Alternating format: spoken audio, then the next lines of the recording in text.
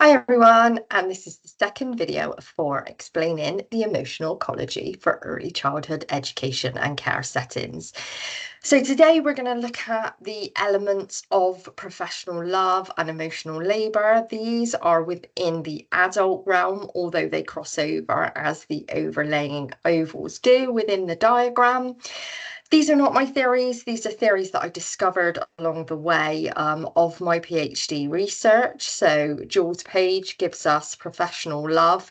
These are the elements around the contentions of love and care and where the boundaries are and what happens when children want to hug me or kiss me, or they say, oh, will you come to my birthday party? You come to my house. All those things that children have said to me over the years because they love and they care and they feel safe with you, and you become part of their friendship group as well as the caring adult that you are. And where are the boundaries and how do we respond, so that we don't completely quash situations, but also that we adhere to what your settings policies are. And I don't profess to be an expert in that. What I do profess to be is somebody who encourages people to have reflective conversations. So I hope that you, as a setting, will pick up the pack of information and ask yourself some of the questions, maybe on the professional love page. This encourages you to say, what is your understanding of professional love? What is the approach to attachment here? Is it okay if we hug? Can they sit on my lap? What do they call me?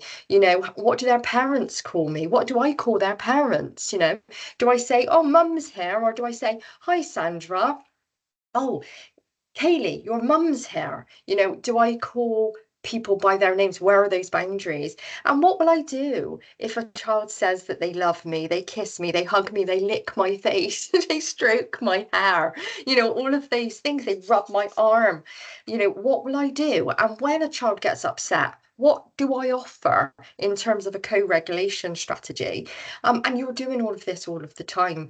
But as settings, what we often do is we do it maybe without talking about it. And how do parents feel about that?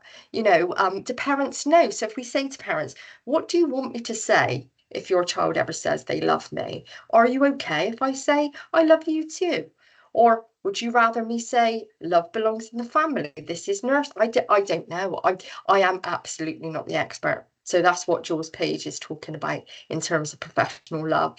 And Jules Page did a lot of work actually on her own theory, but with somebody called Peter Alpha, and he gives us this theory of emotional labor. Again, not my theory, just something I discovered that I really feel is poignant and worth talking about when we're talking about the emotional environment.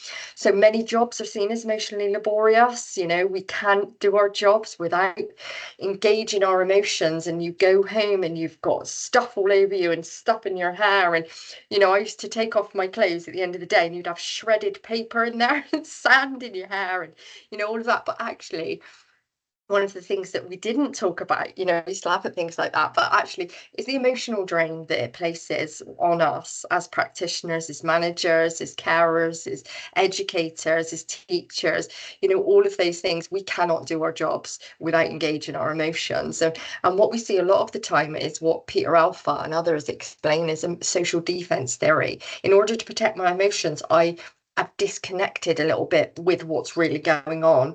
And that's just something which psychologically helps me cope in really, really stressful situations. Coupled with that, and I'll talk about it in some of the other videos, is this suppression of emotion. I mustn't behave in certain ways. If I get hit on the head with a metal toy, or I don't know, a child bites me, I cannot be angry. I must professionally stay calm. And that means I get my emotions and I squash them all down. And I'm not saying there's anything wrong with that. I just think that as a process needs to be thought about, because those emotions don't go anywhere. If I do that emotional dissonance, push, push, push, what are the risk factors about emotional burnout in my job? And I love my job. And when I engage my emotions, it's really stressful and blah, blah, blah. All of those things, you know what I mean? Like, what will we do if we're feeling these strategies, my emotional coping strategies are not working?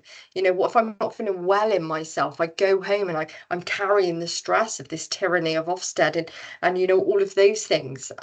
Or actually, I've had an interaction with a parent that I'm not very happy with today, or maybe someone I work with, I'm just not finding emotionally. We're at the place where we need to be, or a conflict, and all of those things, and that means that our jobs are emotionally laborious. And it's just one of the contentions, isn't it, of our role. But it does make our jobs amazing as well. Those emotional dissonances coupled with something called emotional crossover. We've got mirror neurons in our brain, and that says to us, when somebody smiles at me, I smile back. When a child's laughing, I laugh. All of those things, we take that home, that contagion. I'm emotionally contagion. I'm infected with other people's moods, good, bad, or indifferent. So some days are so funny, and then other days are incredibly stressful. And that's the ups and downs. And you'll look at it later when we come to rackets and life script about preferred emotions. Quite often we say we're not very good at tolerating our own emotions. I must be happy. No, I cannot be angry at a child. I cannot, maybe I shouldn't shout at a child, but it doesn't mean I don't feel anger.